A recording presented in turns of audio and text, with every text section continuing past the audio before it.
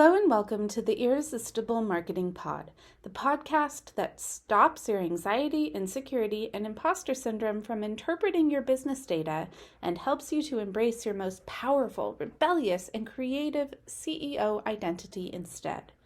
I'm your host, Isa Gauchi, your marketing confidence cheerleader and owner of the Isa Messaging digital marketing agency for service providers and personal brands with ethics and audacity.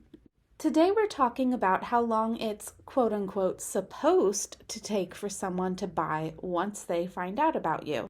Now we have a lot of marketing lore that tells us that buyers typically have to encounter marketing messaging several times before they feel familiar and safe enough with an offer to buy it, especially if it requires an investment that is too significant to justify an impulse buy. So if you're selling something that requires more of a monetary, time, energy, and reputational investment than a candy bar, you can expect to have to market it rather a lot. As in, tell people about your offer way more than once or twice. There's the often touted rule of 7, which dates back to market research from the early days of Hollywood that showed how many times the average person would need to encounter marketing for a particular movie before buying movie tickets. And that was back then before the internet. How constantly flooded by marketing we all are every day now in the digital age, and how that has affected customer attention spans, brand recognition, and trust. We also know that when a buyer is a business rather than an individual consumer, the buying process usually takes quite a bit longer because multiple people are involved in the decision-making process. And yet, no matter how often I talk about this, other marketers on the internet talk about this, how much a lot of business coaches who are ethical remind their clients about this, there are so many talented service providers, coaches, therapists, and artists who are shocked when they don't instantly sell out after making 1 or 2 posts about an offer. So let's talk about it. How long until they buy? I'm going to give you a personal example. I have a business coach who I absolutely freaking love. I've been working with her for about 4 years now, and I've referred several new clients to her. And I share her podcast and workbooks frequently. And yet, it took me more than 3 months of lurking in her content before I made the investment to work with her. Even though I absolutely loved her content, it was giving me breakthroughs every time I tuned in. Even though I was her ideal client, she was literally speaking directly to me, directly to my current experience, my current hopes, dreams, and goals, and my current pain points and concerns and reservations about making such a large investment. And it still took me 3 months to buy, even though her messaging was/is absolutely fantastic.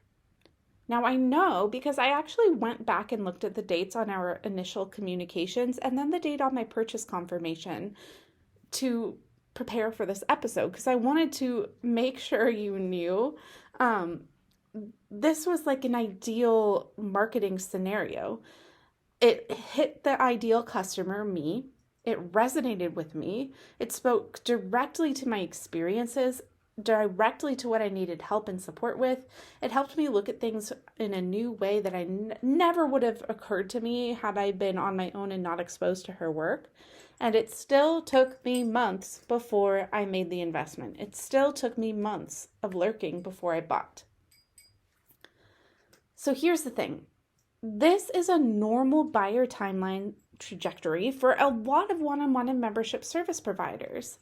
Which means when I did not say yes the first time she pitched, nothing had gone wrong with her marketing and sales processes. There was nothing for her to tweak or improve or that she hadn't done good enough. That was not the reason why I didn't buy right away. I just wasn't ready yet. I had to get my finances in order. I had to marinate on it. I had to think about it. My extremely normal, typical, and basic buyer's journey hadn't been fully journeyed yet because I had to marinate, hang out, experience her free content, picture myself in the program, feel into it. And then, only then after I'd had that time to marinate, was I ready to enthusiastically consent to my biggest business investment to date? And I'm talking in terms of money. Yes, it was my biggest financial purchase for my business at that time, but it was also my biggest investment in terms of my time, my energy, my attention, my trust that I've ever made in my business, I think.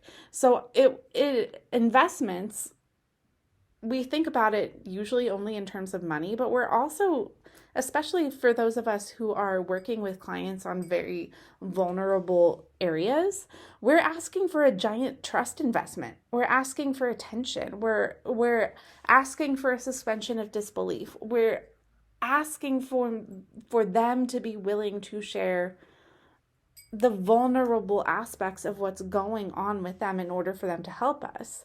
And I don't know about you, if I have other trauma babes listening to this, but trust that allows for that kind of vulnerability, that takes some time to build. I got to see some proof. I got to see some proof I can actually trust you.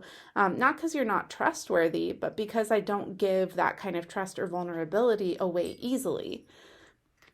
But all that is to say, again, this was a normal buyer's journey.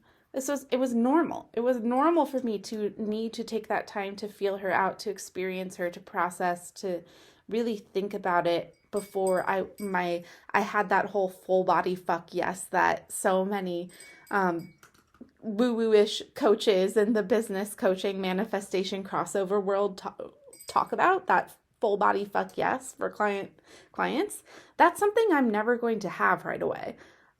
Just because of life experience and how I'm wired.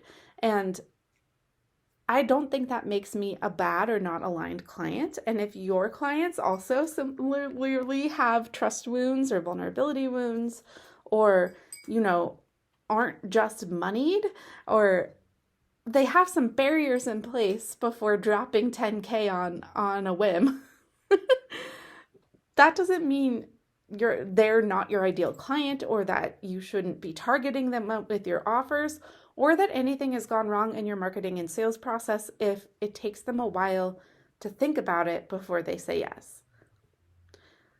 So the reason I'm bringing this up is I think that a lot of us can get distracted and discouraged by flashy messaging that sounds awesome at first about high ticket clients that just drop 10K within the same 24 hours of encountering a coach, which is totally possible. Sure, it can happen.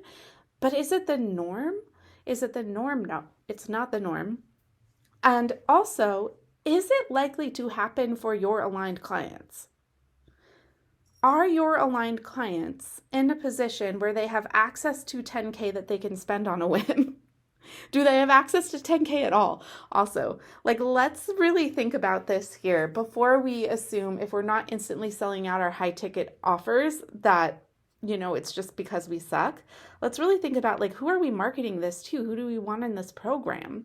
I talked about this in a podcast episode a while back called Sometimes It Is About the Money, where I'm kind of dispelling what I think is some harmful messaging out there, where some popular business coaches and influencers try to convince you that it's just a mindset block if you feel your aligned clients can't afford certain things, when we know in reality there's lots of fabulous people that deserve support and help and our attention and effort that absolutely couldn't afford super high ticket prices on a whim. So let me throw that caveat out there again. In terms of buyer's journey and the time it takes for them to buy. So before you start thinking something's gone wrong, if it takes people more than a day to think about investing in a high ticket offer for you, question: have you studied a typical newbie to buyer timeline amongst your existing clients? And the reason this is important, I'm not saying you go invest a lot in a market research firm to do it for you if you are a small business, if you're a solopreneur, if you are new to business. But I want you to be aware that this is an important metric that corporations spend a fuck ton of money on researching in order to understand their buyer's journey. What is it like? How do they find out about the brand? How long does it take for them to buy? What sorts of messaging do they have to see before they buy? What are they considering? What is their decision-making process like? market research is a multiple $billion industry. This is studied because often it is not intuitive, especially for those of us on the solopreneur, small business, personal brand end who have some trauma, who tend to interpret any data to mean that they suck and everyone hates us. We have a tendency to assume everything means something's gone wrong. But have you actually studied it? Have you talked to your best customers about how did you find out about me? How long, what went into your decision-making process? How long were you thinking about it? How long did it take you of hanging out in my world before you bought something? Like, you can research this in a very qualitative, casual way, but I do think this is important for you to start thinking about and asking questions about and tracking, at least peripherally, so that you don't hold yourself to these expectations of someone encountering my work and the first time they see me post should be ready to drop 5 figures on a program. Because yes, it can happen. And I'm not saying no, don't. I'm not trying to tell you don't believe it's not possible, but I am trying to get you to ask more clarifying questions. Is this a likely outcome for the people you are most suited to serve? Is this a likely trajectory based on what you know about your best clients? And is this something you actually want to hold yourself to based on what it does to your mental health, your emotional capacity to continue showing up for your business, to hold on to the belief that your success is inevitable even before you see the results? Because as entrepreneurs and understanding a typical buyer's journey, we have to be able to keep showing up in our marketing enough times to make it a likely outcome that people will say yes. So, which means we have to grow the emotional capacity to keep showing up as though our success is inevitable, even before we see the results, even before they buy. We can't hinge our ability to show up on our marketing on whether or not we see instant results, when often instant results are not likely. We've had that marketing rule of 7 in place since the 1930s because we've known for a long time that buyers need familiarity, they need trust, they need repetition, they need to be thinking about it. We've known for a long time this is what's needed to get someone from, interesting message to, I'm ready to invest in this. We've known this for a long time. This is old wisdom. So, which expectation is easier on your heart? A, if you don't instantly make 6 figures in sales within minutes of posting, that your business is failing? Or B, your clients deserve time to deeply consider their investments so that when they're ready to say yes, they feel confident in their decision?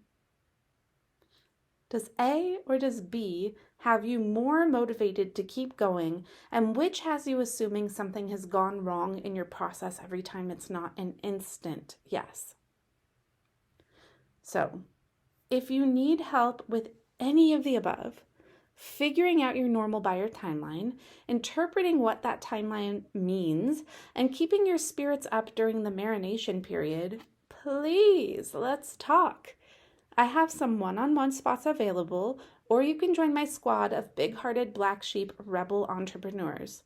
Whichever capacity you work with me in, we work together to upgrade how you see yourself so that when you need to make powerful CEO moves, you have the emotional capacity to actually make those moves. So no more anxiety spiraling out of actually marketing. No more undercharging and over-delivering. No more working before getting paid. No more hiding behind a mask of professionalism.